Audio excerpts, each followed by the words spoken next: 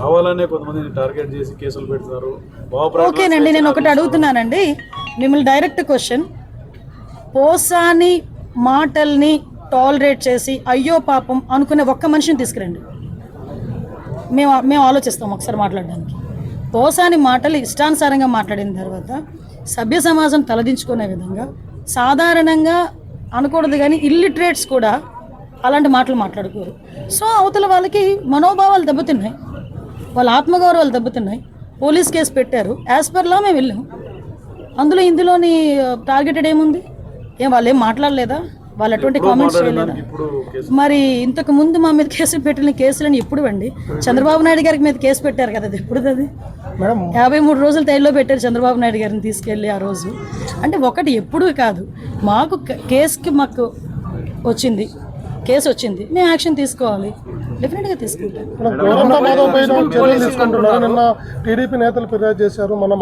అదేనండి, మేము కూడా అంటే విషయం ఏంటంటే ప్రభుత్వాన్ని కూల్చే కుట్ర చేయబోతున్నారు అనేది కంప్లైంట్ కూడా వచ్చింది. అంటే అదేనండి, ఇందాక మీకు చెప్పాను, ఏది పడితే అది మాట్లాడడానికి అవ్వదండి. డెఫినెట్గా మీకైతే వాక్ స్వతంత్రం ప్రజాస్వామ్యంలో అంబేద్కర్ గారు ఇచ్చారు, కానీ ఎలా పడితే అలా మాట్లాడమని ప్రజాస్వామ్యంలోని కూడా రాజ్యాంగంలో కూడా లేదు. అంటే అవతల వాళ్ళని రెచ్చగొట్టే విధంగా మాట్లాడడం కానీ, ప్రభుత్వాలని రెచ్చగొట్టే విధంగా మాట్లాడడం కానీ, ప్రజలను రెచ్చగొట్టే విధంగా మాట్లాడే పరిస్థితి ఉంటే కనుక కంపల్సరీ చట్టపరమైన చర్యలు తీసుకుంటాం. మాధవ్ ఇంకా ఎవరెవరి పేర్లు ఉన్నాయి?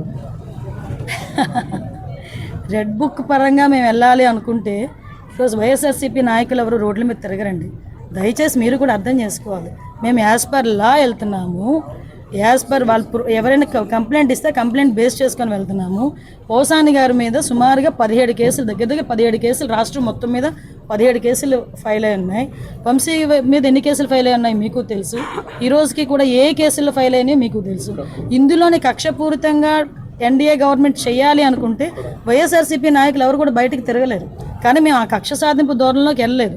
అలాగని తప్పు చేసిన వదిలిపెట్టే ప్రసక్తి లేదు. తప్పు చేసినోడికి శిక్ష పడాలి, లేకపోతే భయం ఎలా ఉంటుంది? ఉండాలి కదా, భయం ఉండాలి కదా. తప్పు చేసాడు అనుకున్నవాడు ఎవడైనా కూడా కొంచెం జాగ్రత్తగా ఉంటే బెటర్, కానీ శిక్ష నుంచి అయితే తప్పించుకోలేదు.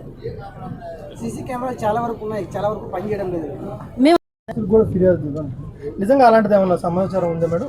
అంటే ఆయనకి ఎలా తెలిసింది, ఆయన ఇంటెలిజెన్స్ ఎలా పనిచేస్తుందో తెలియట్లేదు. కానీ ఆయన ఇంటెలిజెన్స్ ముందు వైఎస్ఆర్సీపీలో జరగబోయే అంతర్యుద్ధాల గురించి మాట్లాడుకోమనండి. ఆ అంతర్యుద్ధాల గురించి మాట్లాడుకుంటే తర్వాత మా అంతర్యుద్ధాల గురించి తర్వాత అతను మాట్లాడవచ్చు. కానీ ఒకటి మాత్రం క్లియర్గా చెప్తున్నామండి, నాకు నోరు ఉంది కదా, నోటుకు వచ్చినట్టు మాట్లాడేస్తాను అని అనుకోవడానికి ఇంతకు ముందు గవర్నమెంట్ కాదు.